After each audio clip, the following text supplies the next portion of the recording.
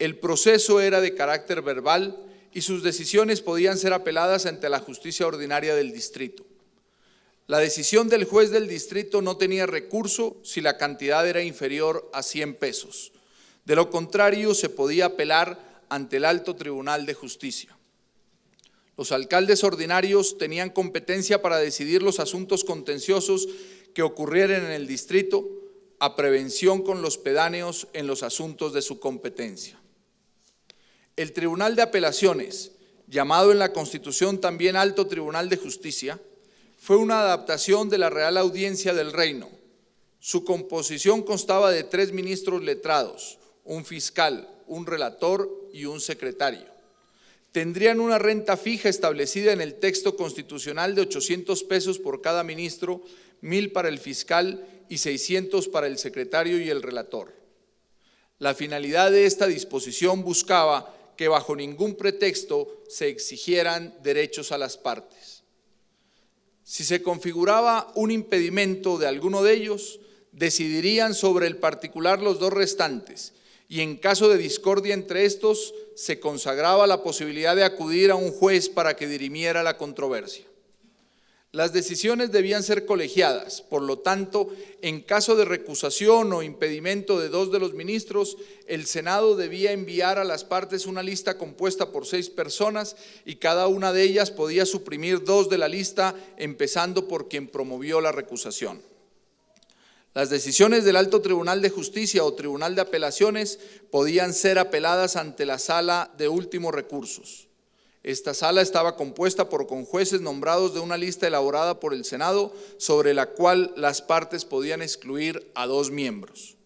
Los 4 restantes se sumaban a uno de los ministros sacado a la suerte, que había conocido en primera instancia del asunto, y proferían sentencia sobre el caso concreto.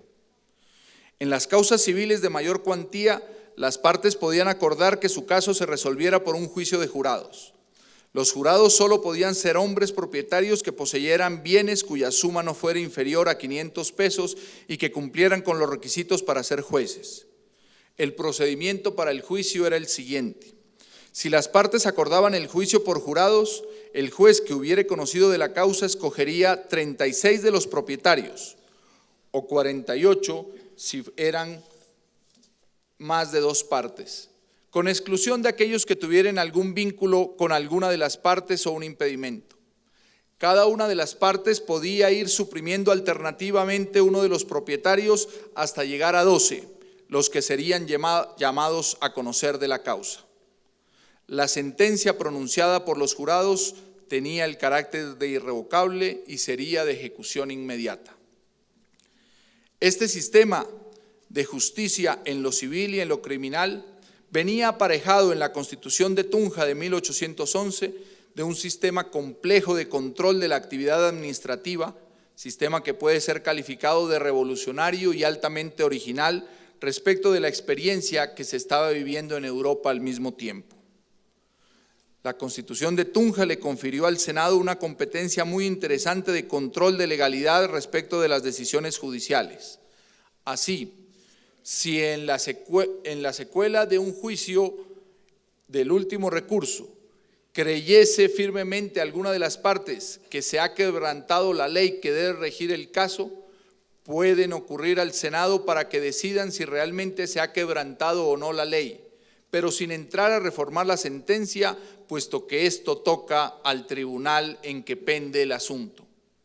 El mecanismo funcionaba entonces garantizando los derechos de la parte que se consideraba lesionada y del juez que hubiera tomado la decisión. Sin embargo, del texto constitucional no se deduce de manera clara el alcance de la decisión que podía tomar el Senado, la cual, de todas maneras, debía respetar el aún hoy vigente principio del juez natural. En materia contencioso-administrativa, el gobernador contaba con funciones judiciales, puesto que le correspondía conocer en primera instancia de todas las materias políticas, administrativas y económicas que se redujeren a su contienda, aconsejándose con el teniente gobernador. De sus decisiones conocía en apelación el Alto Tribunal de Justicia. Este modelo de justicia administrativa, constituyó una figura muy original,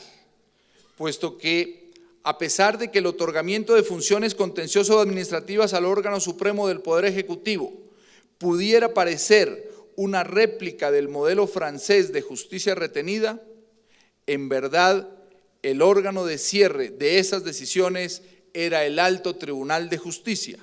lo que permite concluir con claridad que el modelo acogido por la Constitución de la República de Tunja de 1811 era radicalmente distinto. Estos preceptos constitucionales ubicaron a dicha Constitución en un estado muy avanzado respecto de las demás constituciones republicanas de Colombia, como de los modelos francés y norteamericano, particularmente del primero, que no reconocería el control jurisdiccional de la administración sino hasta 1872. Estas ideas, que sin duda serán desarrolladas a profundidad en las magistrales presentaciones que tendremos el privilegio de presenciar en este evento, demuestran con claridad las razones por las cuales la ciudad de Tunja fue, tal y como lo declaró el texto constitucional de 1811, nuestra primera república. Por ello, los doctrinantes Pombo y Guerra afirmaron a fines del siglo XIX que por primera vez halagaba el oído de los patriotas, consignado en un documento solemne con toda su organización y detalles, el anhelado título de república. Un paso más daba en cortos meses el derecho constitucional desde el modelo monárquico hasta el nuevo estatuto republicano, encarnación y símbolo de las corrientes populares que ya no tendían el reconocimiento del desgraciado monarca, sino el de la patria verdadera, constituida en armonía con otra clase de principios. Para el Consejo de Estado, cuya función fundamental gira en torno a la necesidad de garantizar el imperio de la Constitución y de la ley en aras de asegurar los derechos y las libertades de los ciudadanos, resulta particularmente grato hacer presencia en un momento histórico de tanta importancia como el que significa conmemorar los 200 años de la adopción de la primera Constitución republicana, cuyos fundamentos principales continúan vigentes, y por esa razón para nosotros, señor alcalde y señor gobernador, resulta más que grato, casi que un deber, asistir a esta tierra,